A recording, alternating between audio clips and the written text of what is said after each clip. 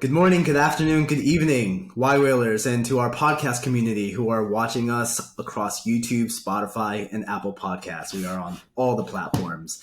My name is Abe. I'm the head of ecosystem at yWhales, and today I'm delighted to be your host because our conversation is with Chris Stegner, the co-founder and CEO of Very Big Things, which is a leading digital products agency with a focus on digital transformation and disruption for enterprise and startup clients. Now, Chris is also a member of YPO, the Young Presence Organization, which is a community of senior executives around the world. And if you don't know, our 1,300 community members are all members of the YPO community as well. Now, I don't play favorites with our guests, but I truly believe Chris and his team have built one of the most impressive companies that people probably haven't heard of. Now, I've talked to people on his team. They're really impressive, great talent. And let me just run off some numbers here because you guys have 121, at least, international awards, including Best Visual Design, Best in Show, Product of the Year, Immersive Experiences, Top Technical Achievement of the Web. The list goes on and on. These are Webbies, these are Davies, these are UX awards. But I'll say, for an individual whose first company was acquired at the age of 14, Chris, can I really be that surprised? So, Chris, it's an honor and a privilege to have you. Welcome to the show. Thank you. And that was a way too kind intro, but I'm super excited to be here. Love the yWhales, etc. So I'll try to not just let everybody down now over the next 30 minutes, hour, however long we talk. So. I have total faith in you, Chris. I have total faith in you.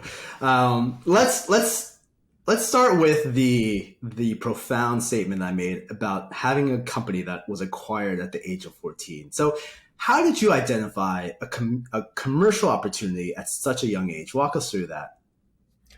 Yeah, I mean, my grandparents on both sides were entrepreneurs. My parents were entrepreneurs, etc. Oh, wow, So cool. I think I always had that bug. We had moved when I was about 10 to an area like a kind of not so nice suburb of Seattle, where there was not a whole lot of opportunity around, but still had that itch. I remember when I was probably like 11, I started my very first company. I convinced a whole bunch of kids in my class to like go door to door selling my artwork. Like I saw what the Boy Scouts All right.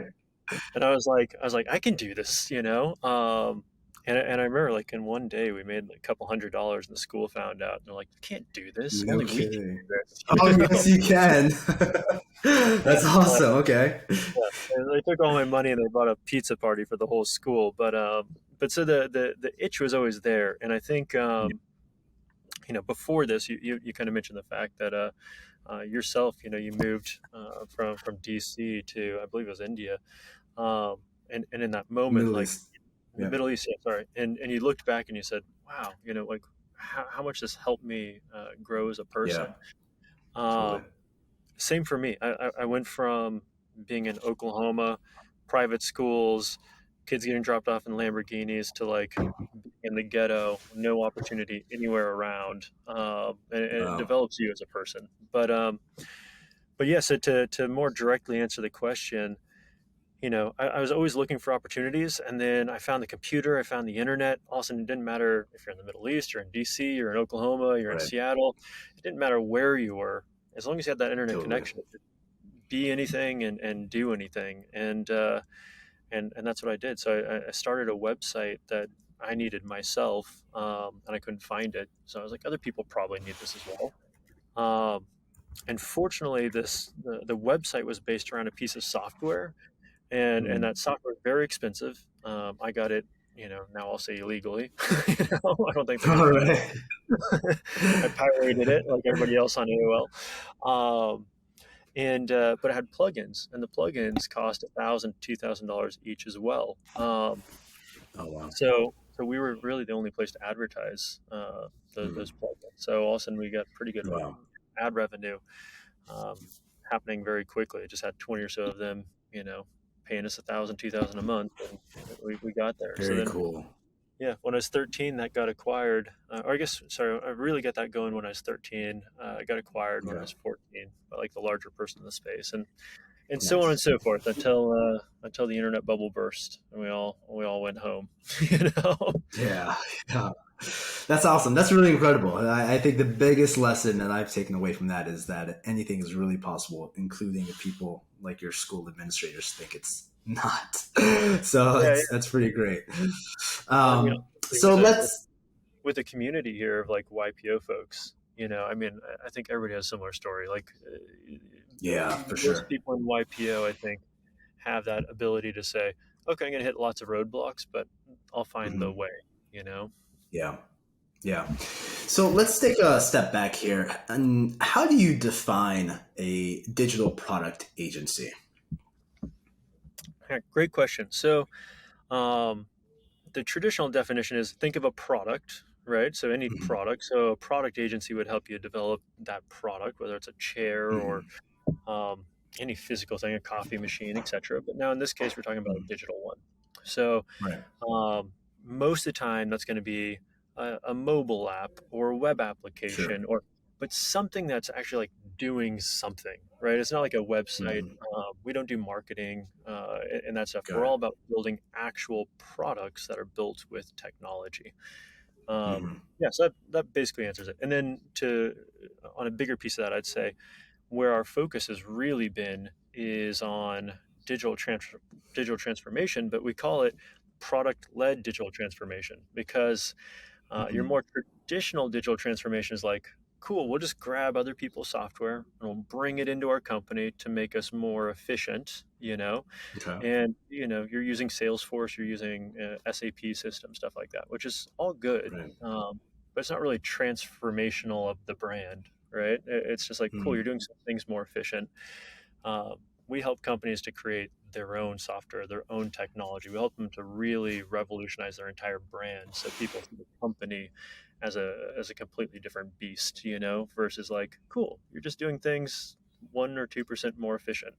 So that's Now, a big piece. that's got it. That's really incredible, and I think there's a huge value add for companies who are going through a transformation, given that the world changes so fast. There's some stats that I'll just read off to you that I recently discovered is 80% of Gen Z aspire to work with cutting edge technology, including AI. 71% of digital natives are decision making roles at their companies, and 83% of Gen Z shop on social media. Like that is a huge demand pool.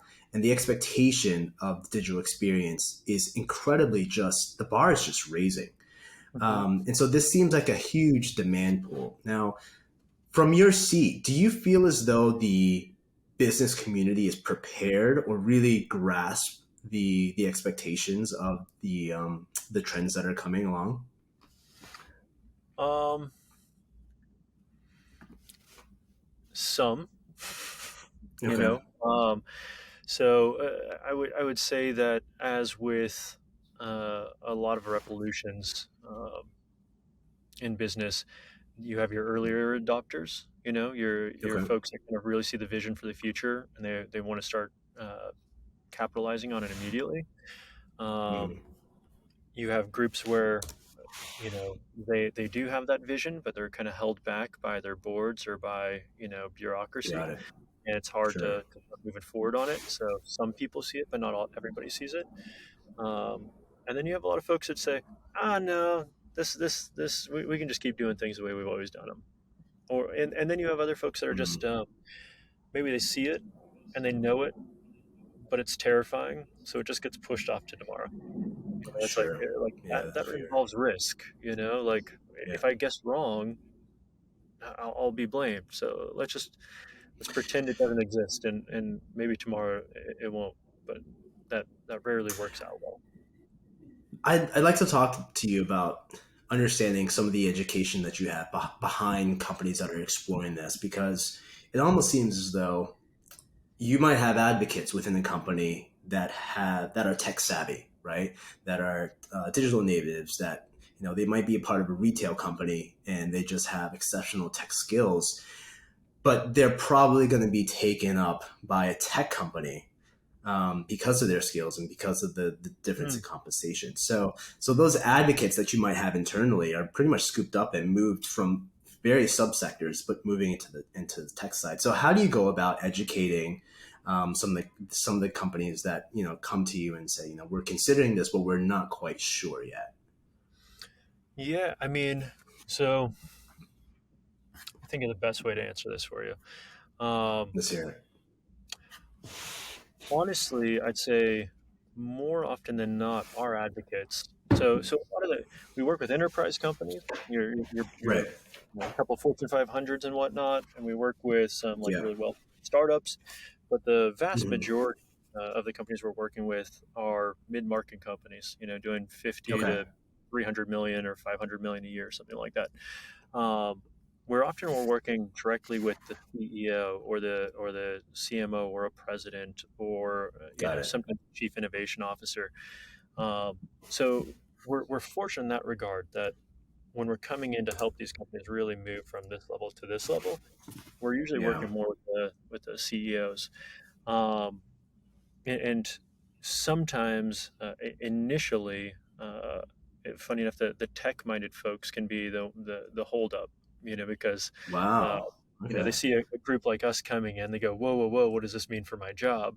Like Interesting. uh, versus the CEO's like, hey, I need to get from here to here, and I just need to make it Hmm. happen. And like, I love you guys internally, but you're great at what you do, but the ability to get us from here to here, it's an unfair ask. Um, so that's usually like a wall we're bringing down. So we're brought in from the CEO or the VP or somebody along those lines, and then at that point we win the hearts and souls of the tech team.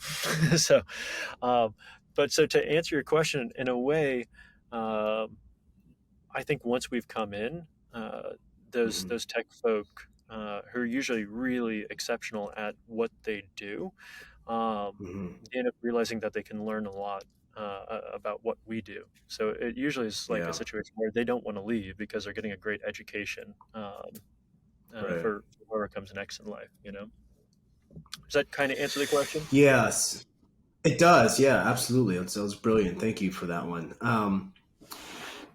You know, as you talk about it sounds like you guys are very methodical with your approach here. And I want to give kudos to your team because I've engaged with members of your team. I know that you brought on a new senior vice president, Kim, I believe, for Yeah, revenue. I've talked with Dan a couple of times. I've spoken with Alec. He's fantastic. Here at yWhales in the labs division, we're building something in stealth mode, and I haven't mentioned anything about that yet until this podcast, so there's a little drop for anybody that's listening. But Alec and I had a conversation, a couple of meetings, talking about how some of the products that we're getting ready to build and push out. But he was when I articulated what our needs were, what the experiences we were looking for, and the goal that we were trying to get to, he just nailed exactly the challenges that we would come across. He nailed like the map of how that experience would go through, and he was just fantastic. So you guys are very methodical here about your approach. What can you pull as far as the way that you guys approach these problems? Because there was a Harvard Business Review study that said 70 to 95% of businesses that are going through a digital transformation don't meet their objectives. That is a huge miss, and that is a scary number. hmm So given your expertise, like where do you think businesses miss? Yeah. yeah. Um, Honestly, so so we do something called design sprints. I don't know if you're familiar with design sprints, but Okay. for the audience, I'll roll with the assumption Tell that it to not the audience. every one person understands what it is. It's completely different than a development Yeah. sprint. Google Ventures and Mm. created this process of basically a 5-day step process to identify or a 5-day process to solve any problem you can think of, right? Um, which is profound because Mm. problems, especially difficult ones, often take years to get a solution to. and usually don't end up really with great alignment on what if that's the right solution or not, and you're probably not on the right Right. solution. So in 5 days, if you take a group of important folks, lock them in a room, then you can solve basically Mhm. any problem. So we run through this process with a lot of our clients, and in it you do a number of steps. You get everybody to mention out their goals or what it is they're trying to achieve, things that they think could go wrong, and so on and so forth. And eventually you get everybody to align together on one vision, which is powerful in and of itself, right? But the reason I mention Who are this the is, stakeholders here? If I can interrupt. Who are the stakeholders here? Like, who are the people that you're bringing together? so if this is like a mid-market company, it's going to be like Sure. most of the C-level team. So it's going to be your Okay. CEO, probably your CFO, your CMO, or your CPO, etc. At a Fortune 500, it might be some VPs and so forth. Yeah, but it's a high level group and usually diversified. People are seeing the problem from different angles, right? But the one consistent thing that I hear, um, of things that can mess it all up is bureaucracy and people. Wow. You Again, know, that's another. That's a second mention. That's huge. Yeah, or the fact of like, hey, we'll get this going, but at some point people get scared. Or we'll get this going, but at some point people will change their mind and want to pivot a different direction. Or we'll get this Mhm. going, but we won't have the resources internally to really make it work. Or we'll get this going, but we won't have funding for the next stage of it. These are all the things you hear about that I think in most digital transformations, these are the problems that they run into. It's more people issues, it's planning issues, it's not the digital part, it's the Yeah. execution of it, especially inside of large organizations. um, you know you start doing it and then plans change, and then you have people fighting against people, and Hmm. some people want digital transformation means one thing to them, it meant something different to somebody else. Now they're fighting internally with each other. It's all of these problems that Right. end up messing these things up. So, for whatever it's worth, for Mm. for folks on the call, if you're looking to go through a process like this, there's the Google Ventures Design Sprint book. It's just called Sprint. Definitely recommend it. But they also have a website that has like 5 minute long videos. So within 25 Yeah. minutes, you can pretty much figure out how to do this. But the best thing about going through one of these design sprints is you get your entire team all aligned on one vision. You pull apart all the things that could go wrong, and you Hmm. you you come up with solutions for them, and it really sets you on an amazing foundation to succeed. So, kind of to your earlier point around processes, processes have their Yeah. place. Um, Yeah. so If that's great, and I love these design sprints. I'm definitely going to take a look at that as well, and see what I can pull from that, from what we're doing on the inside. So I guess my next question here is, what do you what should you track other than sales metrics? Are there key KPIs that you have seen track performance better than, that track performance that sort of validate a good decision was made? yeah, yeah, I know that might be a loaded question, but yeah, and really fast. Even before answering that, uh, I just thought of something for the previous one that we were talking through. Um, let's hear it. so just recently, we helped two separate Fortune 500 companies figure out what their AI strategy was going to look like, both internally and consumer facing. And I just want to use that example for a Okay. second because you can imagine you're at a, you know, uh, 80,000 person, Fortune 500 company, and now you have to decide, It's hey, AI is huge. happening, and we got to all get on the same page. We need all these executives to like be like, yes, we agree on the same thing. Let's start charging in one direction together. I mean, it's like an impossible Mm. feat. And at the end of these two design sprints, we did one for consumer facing, one for internal. Um, you had the full executive teams around those, each of them being like, "We're so excited! This is the plan, and it's everybody's plan." Wow. So it just shows you the power of that. So I just wanted Wow. touch on that because it's one thing to hear somebody walk through the process. It's a different thing to see, a case of where it actually happened. In this case, it's like AI is coming. You have to act fast on it. You don't want to be, having people bicker around it for the next year and then everything passed you by, right? So it's a I think a cool example, and that's a hard group to get aligned. So Yeah, uh, let's talk about that. Let's talk about AI because that is a fast moving disruptor across every business, every industry. Like no one is really immune to it right now. And there's two ways. I think you articulated it right. There's two ways you can look at it. You can look at it from the consumer side and the experiences, and you've got tools that are coming out like Midjourney 2.5. You have Adobe Firefly, which is doing a generative fill now that I saw I think mhm. yesterday or the day before. Yeah, You have Unreal Engine, creating a drag and drop like environment. And these things are just impressive and easy to do. So from the hmm consumer side, it's going to have a massive impact on expectations and design. But on the internal side too, how does that affect the operations and efficiency? So I'll yeah, leave it to you to pick which one you want to talk about first, but I'd love to spend some time on AI and what you're seeing out there in the field. for sure. And funny enough, I think I can tie this directly to the previous question you'd asked, which is like, Let's how can do you it. kind of like look at these metrics, right? Okay. So Yeah, it'll perfect. all work for everybody. We'll get two for the price of one. Um, All right. because to answer on like how can you see things are doing well or not, I mean there's definitely Yeah. certain things that we need to be judged for each individual um, case, but in general, I think on the transformation front, how's your retention looking? you know how is your growth Okay. looking? Good.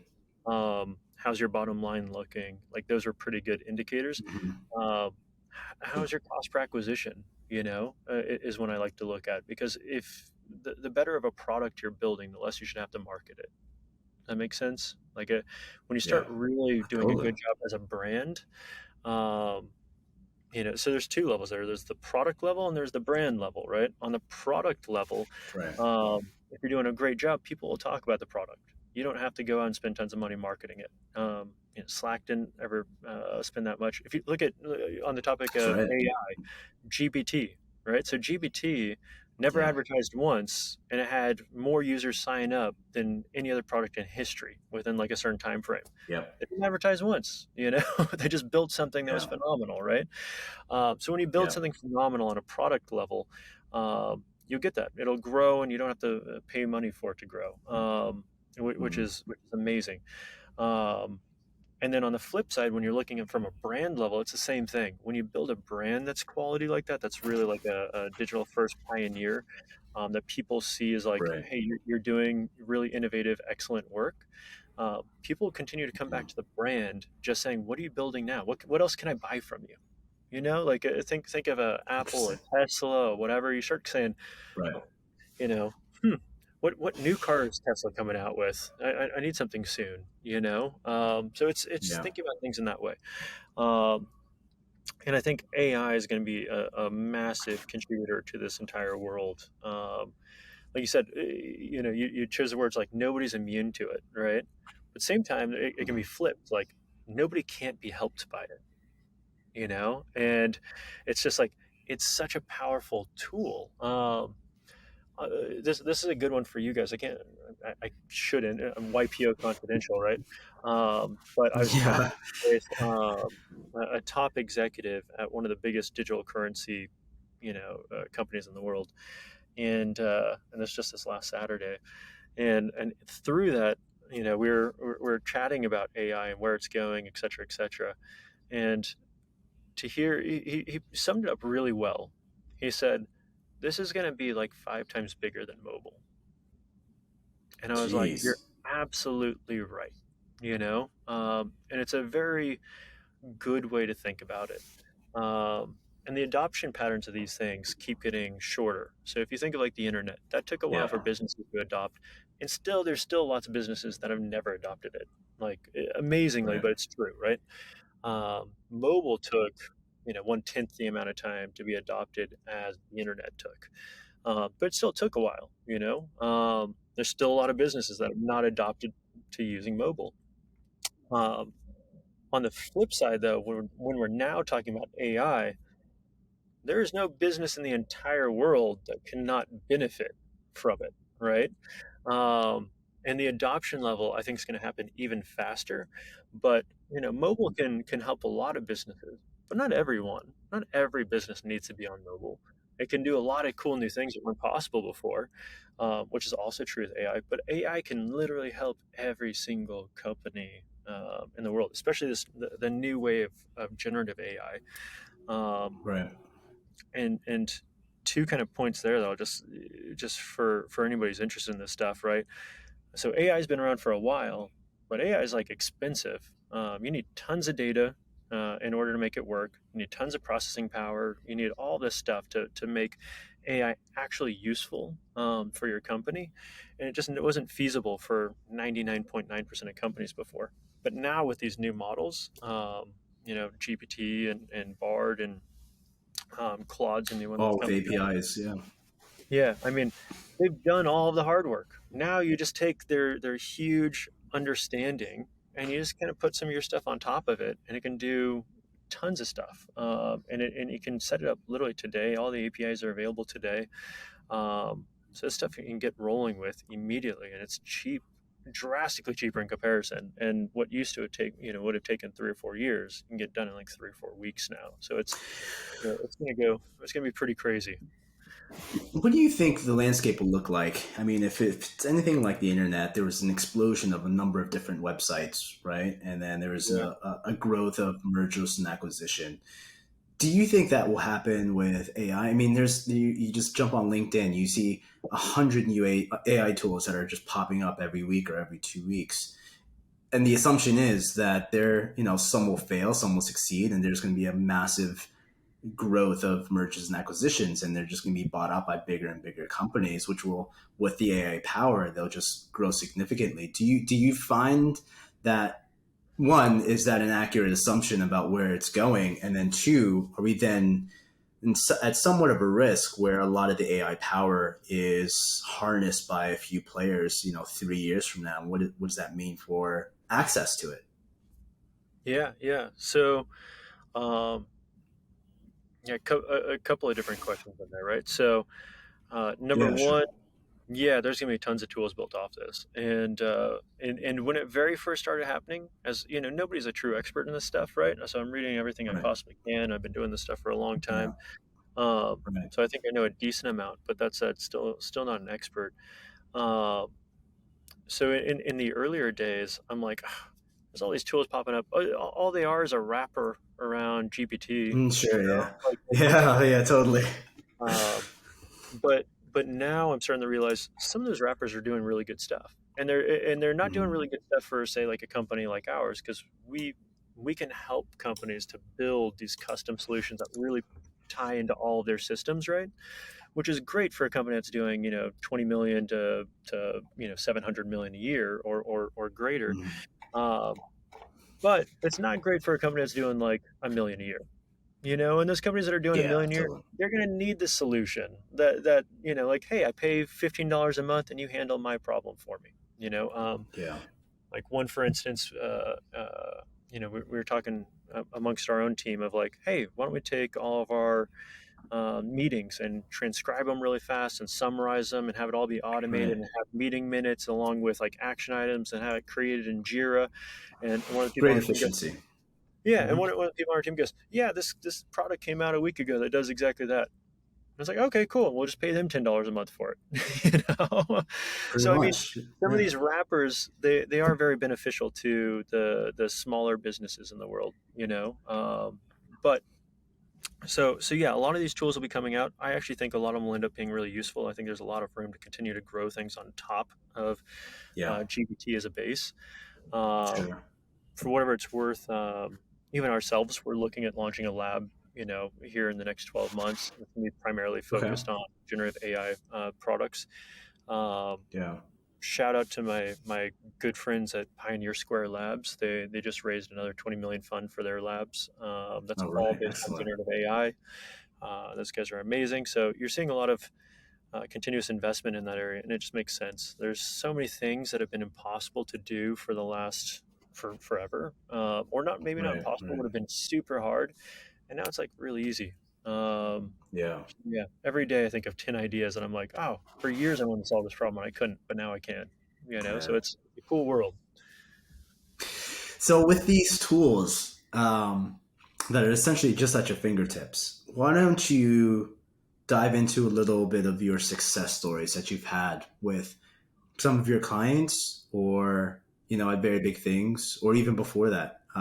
There must be a couple great stories that you have. I know that you've done things with like T-Mobile in the past and Walmart as well, as they were moving, I think, to an app service or just a digital transformation experience too. I don't know if that was before very big things, Yeah, but I'd love yeah, to hear some success stories that you have. for sure. So I mean, we let me think of the best ones. I'll give you a taste of a couple different flavors, right? So Let's hear it. I'll do a cool startup, and then I'll do Okay. a market. I'm not sure which mid market Okay. I'll do yet, and I'll give All you a right. enterprise. Uh, Let's do it. I like it. so startup, we're down here in Miami. There's a cool startup down here called Papa. They're awesome. They do grandkids on demand. Is the idea? You take college students, put them into homes of the elderly, and they just solve loneliness. So they aren't like emptying bedpans and stuff. Wow. They're just helping people to have friends, have someone to talk to, because um, loneliness is proven to be one of the largest killers of the elderly. And to think that you can just solve this problem by having somebody play chess or walk the dog or hang out or take them to the grocery store or whatever, right? Yeah, Uh, shout out to Scott Galloway. I think he did a podcast recently speaking about loneliness having such an impact in our lives. But please oh, awesome. continue. Yeah, yeah. I'm Yeah. glad more people are talking about it. Um, but so this is a good use case on, like I said, this is a startup end. The founder came to us. He had no team. It was just one guy. Hmm. He had like 100,000, I think, in funding, something like that. It was like Wow. piecemeal together. I give him credit. He's just a grinder. I'll make it happen no Mm, matter what. awesome. And he came with this idea that we're like, are you crazy? Like, we're putting grandkids, gig economy into the elderly, like, seems a little wacky. And he kept talking. We're like, okay, I'm sold. I'm sold. And it's in retrospect, you go, yeah, it's genius. You got to go back 5 years ago. Like, it seemed a little crazy at the time. Um, but we helped him build out everything, and then after that we helped him even like start to build out his own team, and we iterated and we pivoted the entire time, because Yeah.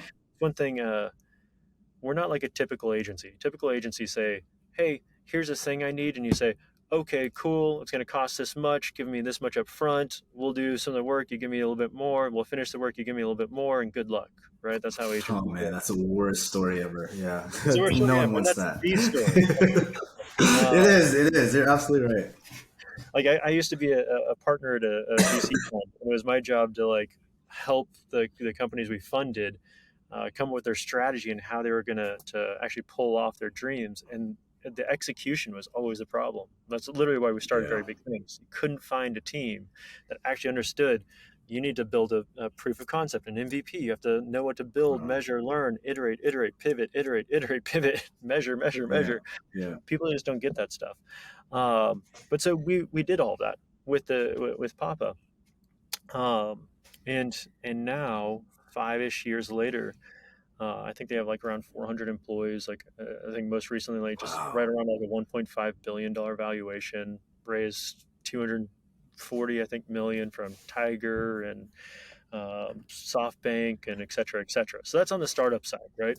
Um, then on the mid market side, mid market's kind of my favorite. I love working with companies that are in like the 50 to like 800 million range, where you're working with the CEOs and everything, because that's where you can see trajectories, just like you know. Got it. So in that world, let me see. I'll do a cool one, and then I'll do like a very recent one too. That's a really short one. Let's Um, do it. So we had one company that had been doing business for like 25 years. They had been invested by Excel, KKR, So like Okay. a serious company, and I Sure. can't get too much in the details exactly what they're doing, but they're selling software to state agencies, right, to government agencies, and they had pretty much flatlined for the last 10 years in revenue. And not Mhm. only that, but their contracts being that they're for states, they only come up like every 7 years. So you're doing like a 2 year, you know, what's the best way? Like a 2 year campaign to try to win these contracts when they come up, and if you lose them, it was all for nothing, right? Yeah. Yeah. They had lost like their last like 5 to 7 of them. So I mean, Ooh. you're talking like millions of dollars invested, and Yeah. the competitors just kept beating them. And to be honest, they had this amazing system in the background that could do millions of things. They'd spent 20 years building it, but it looked like crap. It felt like crap. On the consumer side, it was painful. On the employee side, it was painful, et cetera, et cetera. And they looked like this just super outdated, Web Yeah. 1.0 at best, company that was posing Yeah. as a tech company, right? Um, and there's a long story about how we got pulled in, but basically, one of their clients, which was like the state of California, basically lit them on fire. and and so then somebody said, you have to work with very big things. And they called us up, and we jumped in. All right. And so we helped them over, an 8 month period. In Okay. phases too. So it started immediately. And we started to give them stuff that they could start using for these campaigns they were doing. We Back helped to them your rebuild design everything. sprints. Yeah, yeah, yep. And what do they need? How do they need to succeed? And all that fun stuff. So we rebuilt their Mhm. products. Now that people love them. Funny enough, people in Palo Alto now that use it in California, they'll reach out and go, "Oh, you did that? Awesome! We love that." Oh, cool. Uh, but everybody ended up loving it. But the bigger point is, after not winning a contract for like 5 years, Mhm. all of a sudden they won every single contract back to back. So they won Wow. Florida, they won New York, they won the country of Canada, they won the country of Australia. It just like every single one after that. Um, to where There's your retention metric right there. exactly. I mean, it's just how do you measure it? You measure it by like people love what you do all of a sudden, Yeah. Um, Yeah. and you can only fake that so much. I literally Mhm. yesterday I saw a video of Steve Jobs, the great, talking about how in the United States there was all these companies advertising quality of their products. Like, oh, Mhm. this is top quality, this is the best quality, etc. Mhm. And the Mhm. products coming out of Japan never talked about quality, but they always ended up Interesting. selling better. And in the the purchases that came after the first one, because the second people touched it, they said this is quality, and the second people touched the one that said it was quality, they said it's not. Like you can't fake Interesting. this stuff. You got to build Yeah. actually good stuff, right? So we helped them build good stuff on top of 20 years of good stuff they had built, right? But so, long story short, about a year after we helped them with the big transformation, I get a text message from the CEO. It was literally like a Sunday night. I'm sitting on my couch, and a picture of I can still see it. My wife sitting next to me, and my daughter's to my right. All Um, right. and I just get a text, and I lift my phone, and he goes, "Hey, I just sold the company. I just want to say thank you. This Wow. is our first text." And I was just like, "That's awesome." Like we Jeez. literally made the value of the company go from here to like way up here, like way up there, and he's a great guy. The whole company there was great people. It was definitely one of those there. You got a 20-year-old tech team, and all of a sudden we're coming in. At first they're like, whoa, but by the time we Right. left, Right. we were like, we love you. We're all one family. And then That's a great story. just recently, and I'll try to fly through these. I'm sure you got better questions, No, but no, go for it. I love these these. are these are my real awards. These are my trophies. Is the success. Listen, I'm not rushing you here. I love it. We got another one, and once again, I can't mention them by name because this is currently Okay. happening. But you've got a company that's doing 500 million a year that's been primarily based off cable television. And they've Okay. done some digital stuff. But That's their fun. Yeah. demographics also are an older demographic, and also they need to switch Yeah. to a younger demographic. They need to switch to Yeah. digital and all of this stuff. Hmm. Um, it all started with one of those design sprints. We pulled him in and we said, "Cool. What does your company look like, offering, to this demographic, and using, some sort of tech platform? What does that even look like?" Hmm. And Right. I remember on the at the last day of it, their CFO, who, no offense to CFOs, but CFOs are intended to be the pessimistic realist of the group, right? Um, Right. he said, you know, on the end of day two, I was pretty sure you guys were full of it, and this whole thing was just a huge waste of. Oh man. And it was like I had zero confidence, and you were telling me you were excited because you knew where we were going, and I was like, it's BS. This is just stupid. He's like, I have to eat my words. He's like, this was amazing. I'm so excited about like how we're Wow. pivoting the company.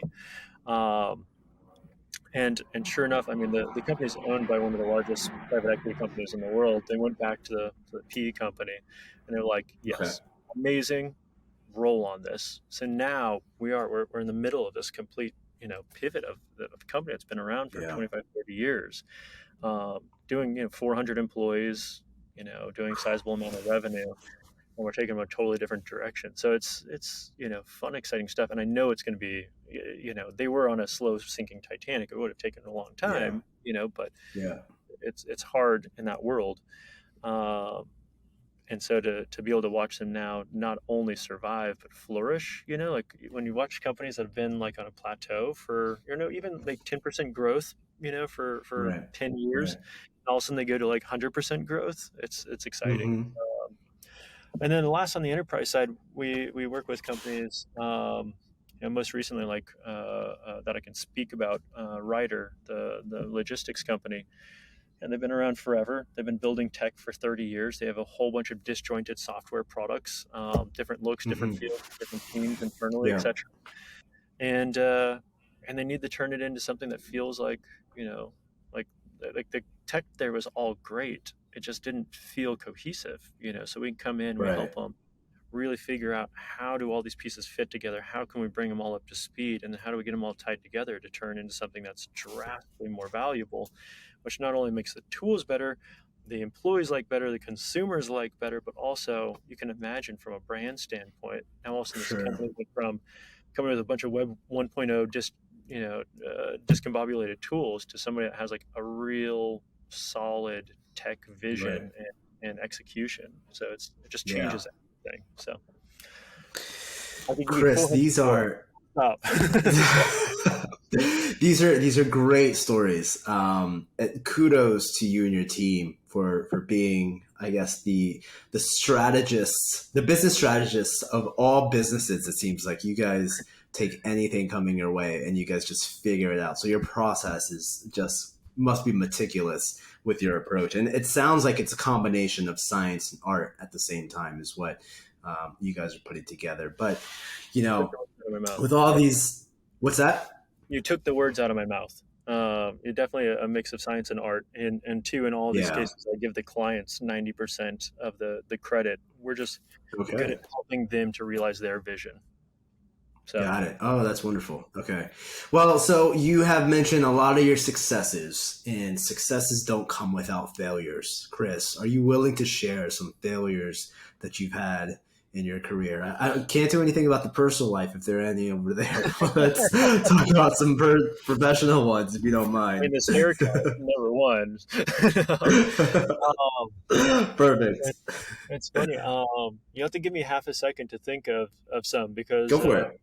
I try to not. I definitely have failures. I've been doing this Yeah, forever, of course. and you learn more from the failures than you do the successes.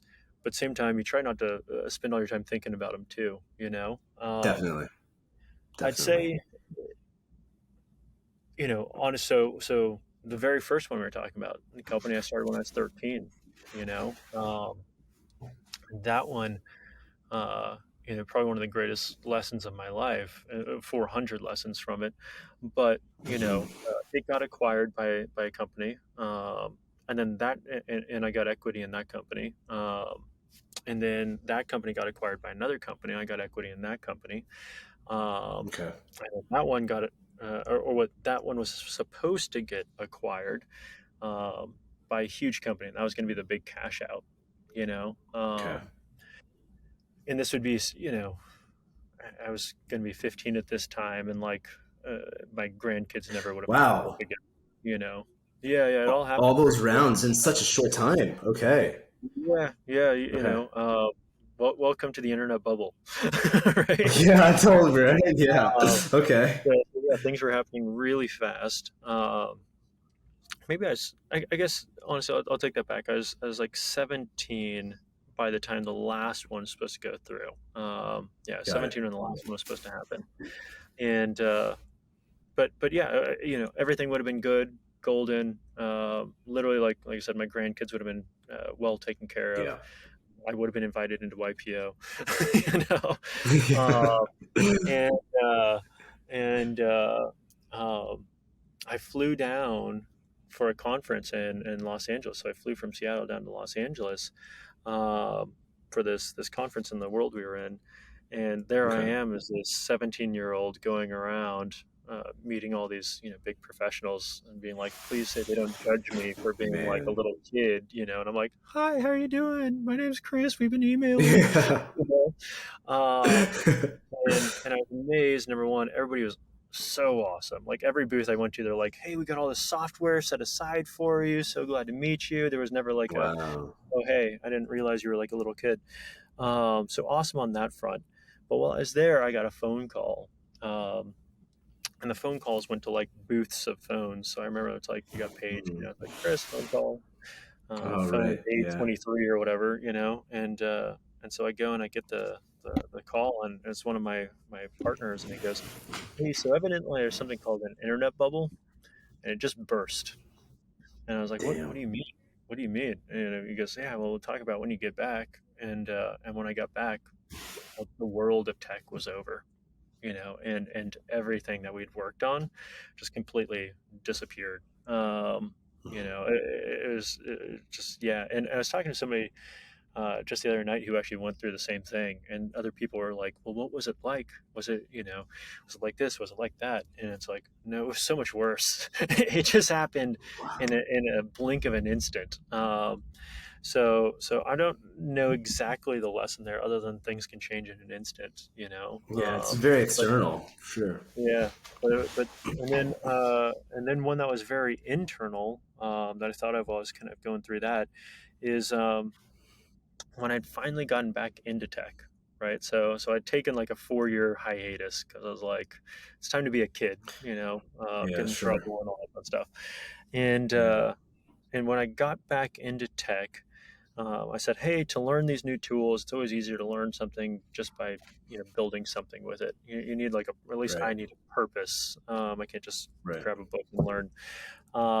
So I created a startup. I was like, cool, I got these new tech tools. I'm going to create this startup, and and and I started putting it together. And I was literally like a week and a half into putting it together, and I had an ex girlfriend write a press release for me because she was like a, you know, an editor at a magazine or something. And so press release, I sent it to Michael Arlington at TechCrunch, and I remember I said, Okay.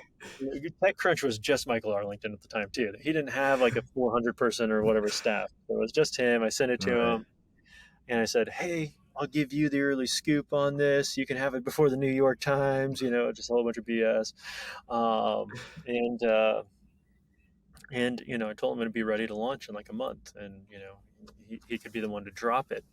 And he came back to me and Mm-hmm. said, "Hey, listen, I have no news tomorrow. If you can launch it tomorrow, I'll feature you." Jeez. Right? Talk And about I'm like, worsening the timetable. yeah, and I'm like, cool, yeah, let's do this, right? And my mom was visiting at the time, and I said, hey, mom, I'm sorry, I just can't talk to you for like the next 48 hours, you know. And I sat there and I crunched, and I coded as fast as I could. Literally, like I thought up this idea and started coding it after not coding for 4 years, a week and a half prior, right? Wow. So I'm Wow. just coding as fast as I can, um, and I get it to a good enough state, right? And and he launched it as he promised. He made it the cover story, and you That's know, awesome. I don't know how far back you go, but there was a site called dig.com that was like Okay. the coolest site for content, you know, on the internet. Um, and it was their number one story of the day as well. And then Delicious, which Yahoo owned, that was like a link sharing, it became their number one story of the day. Long story short, Wow. we had 40,000 people sign up in the first few hours it was open. And this is like, once again, 18 years ago, 19 years ago, right? Right. So 40,000 people signing up, was a ton, inside of one day. Yeah, that's Um, huge. these days you can do much, much grander, but the population's different. Um, so it was all exciting. But the thing is, I wasn't prepared for that success. I wasn't prepared for 40,000 people signing up that day. I didn't have any of the proper infrastructure in place. I didn't have any of the stuff. Right. That could easily been a company that I could have retired off of.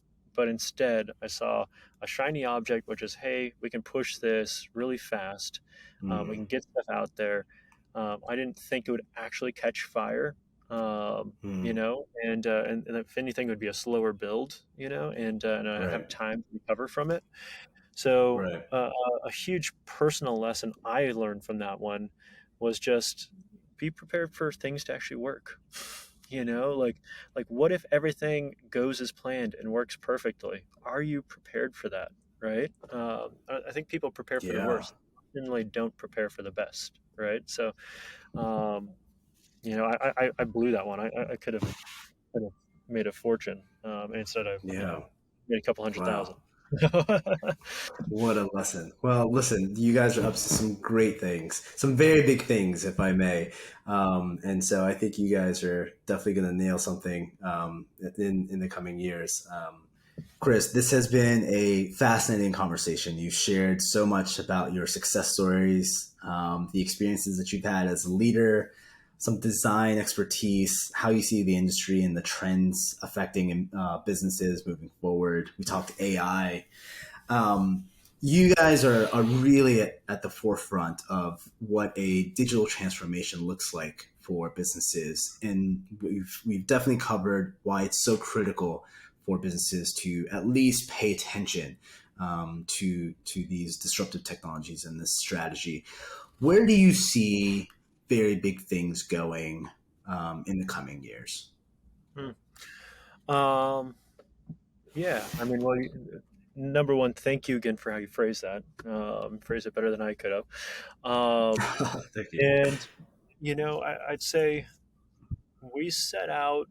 I mean, we started very big things 5 years ago, right? So you Yeah, mentioned that's right. That's right. 121 awards, um, Mhm. and some of the companies we're working with, the things that we're doing, and the things we've accomplished. But it all started 5 years ago. And Right. and I think Right. you hit on something really great earlier, which is like the talent we have here.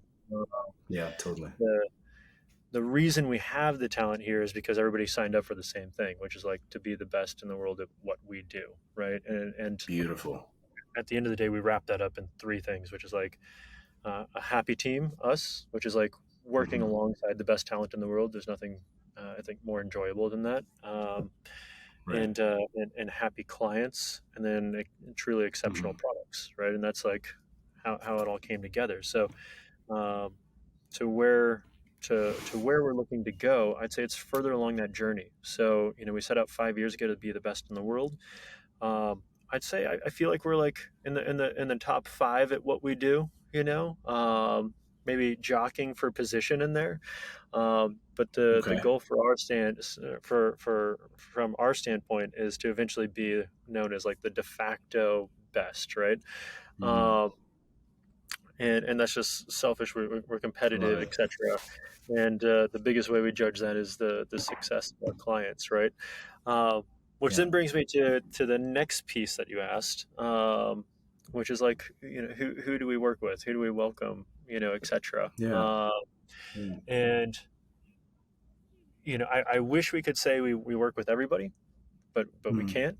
As one of my co-founders says, he's like we're like a really nice hotel, and we only have so many rooms, and Wow. That's a it's good a way to good put way it. of All putting right. it, right? Fair. And it's like so we only have so many people, and we can't work on everything. We probably I'd say unfortunately have to turn away Yeah. I'd say probably like 70% of projects we'd love to work on, just Wow. That's a because high number. it's hard. Yeah. Um, Yeah. but when we're really saying yes to something, it's because we see an opportunity to really change the trajectory of a company. Like Mm. um, if we see an opportunity where somebody could go from a 7x multiple in their valuation, Yeah. to Yeah. a 15x for a company that's been around for 15 years, that's Yeah. powerful. We want to be Right. part of that. Yeah. Sure. Um, I always use the joke. We're always on the hunt for our Old Spices, right? So like Old Spice was this horrible brand of deodorant everybody loathed, and like everybody just wished the company would die and go Oh away, man. right? And then Yeah. just like that, they become like one of the coolest, hippest, most valuable companies in their industry, and they had assistance from an outside source, but a lot of that, it was built Mhm. on who they were, right? So um, we're always looking for our Old Spices. We're looking for the companies where we're like, okay, you're already doing something That's really really great. well, and you've been doing it for a while, but like we can really skyrocket you. So potentially see our clients That's do. wonderful. Yeah, that's how we didn't the planet, right? Um, I like it. I like it. yeah, go ahead, go ahead. You look All like you right. have a question on your mind. Yeah. Yeah, my question was going to shift to, those are how you address and you go after clients. But what about strategic partnerships? Those operate different, right? There's a different value add there. Could you share some insight as far as who some of your partners are and what a strategic partner means for you when you're evaluating that? If anyone's interested in working with you guys. Yeah. So to be honest, this is one of the things we've had clients come to us in the past and say, listen, we're going to give you equity in our company just because we want you to be as invested in it as we are. And we say, we're very big things. Like we're invested from day one. We made the company to be invested. And like, if you're telling us you're Yeah, going to give us equity, I'm not going to say no. I'll take it. You know, but it's not going to change anything. Like just sure. putting that out there. Like we're Yeah, all in no matter what. We want to see you succeed. So that's an important piece. yeah.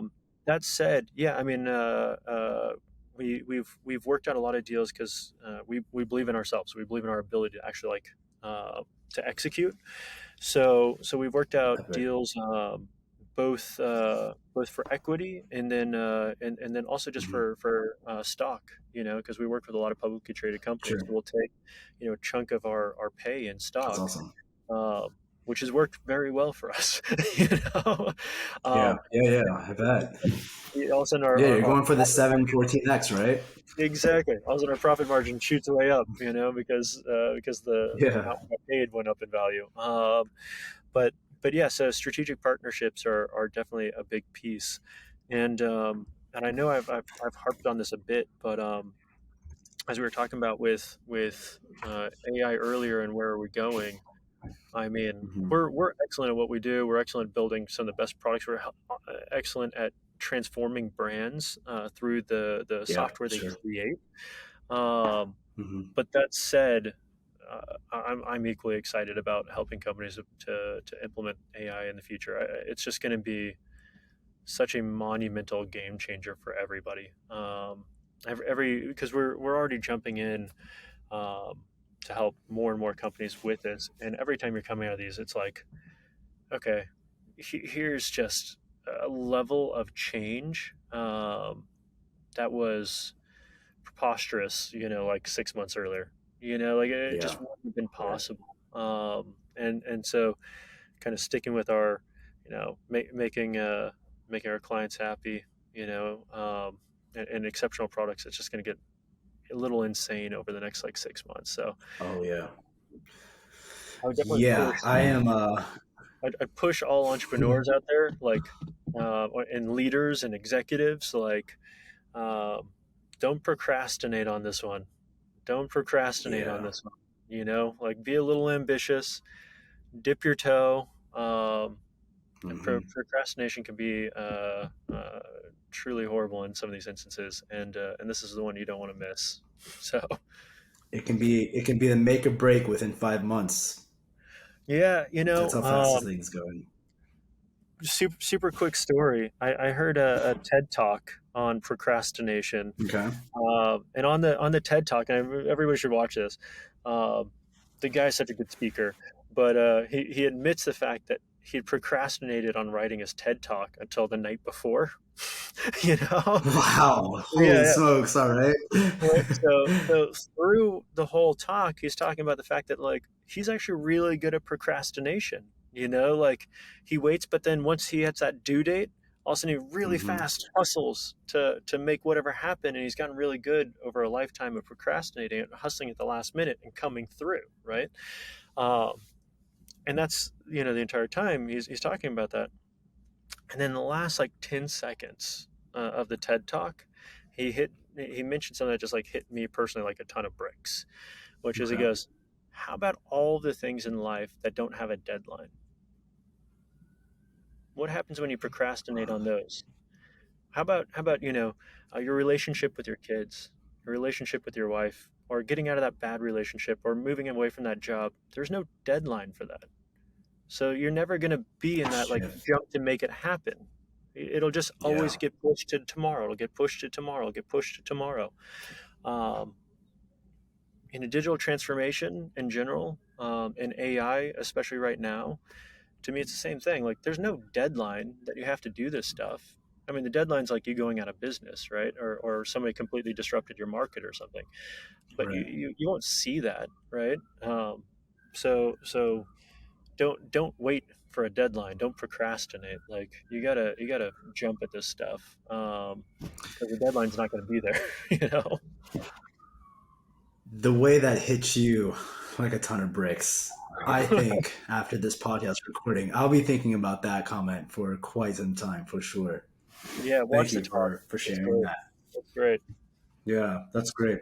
Um, I've got two more things for you before we close out and we say bye Cool. to the audience. How do people find you and Very Big Things? How do they get in touch with you? You have social media accounts out there. Yeah. So definitely we got verybigthings.com. That's our website. We keep it a little purposely mysterious, so you can see some cool stuff, but we try to keep some secrets too. I like it. Um, It's a good and site. then Yeah. yeah, we got all the big handles, very big things on Instagram, very big things. You look us up on Yeah. LinkedIn. Past that though, I'd say feel free to reach out to myself personally too. Just mention yWhales, and I'd love to spark up a conversation. So Chris Stegner on Perfect. LinkedIn, connect, add a little note saying, hey, saw you on yWhales, just want to chat about some stuff. Uh, I genuinely love what I do for a living, and so just chatting about it at Yeah, any that's moment with clear. anybody, like I'm all Yeah. for it. I'd say we get half of our Yeah. clients from me just being a friend for 5 years, and all of a sudden one day they're like, hey, my buddy needs something, so it's, Yeah. I like That's just helping. wonderful. So That's fantastic. Might lead into my next question, which is different than anything business related. Chris, how would you like to be remembered? whew. um that's a great question. um so I'm gonna hit it from two fronts, and you're getting me emotional just thinking about it. Oh man, I didn't know we were going that direction, but okay. But so on the one front, I would say it's definitely important to me to make an impact on the world. So um, Mm, something that we have as an internal rule at Very Big Things is that mhm. with every project, there needs to be at least one thing that we innovate past anything that's ever been done in the rest of the world, with the intention that other companies, other UX people, other developers will copy it. Because if we do something that's better than anything that's been done, Wow. other people will copy it, and from doing that, we evolve the whole world, right? So if we can do one of those on every project, we keep moving the world forward. So I definitely just want to have an impact. Like only have so much time here. I want to kind of shown that like my life mattered to everybody, right? Um, Multiplier effect. Sure. yeah, and then on the second hand, I would say I just want my kids to be like, yeah, Dad was great. you know, and and we're happy, and we're living a life that we felt Yeah, loved, you know. Yeah, that's yeah, awesome. that's the, you know, That's the other big one. So That's extremely beautiful and it's extremely human, Chris. Thank you for sharing that with us. Thank you for the insights. This has been a fun conversation. You dropped a ton of gems.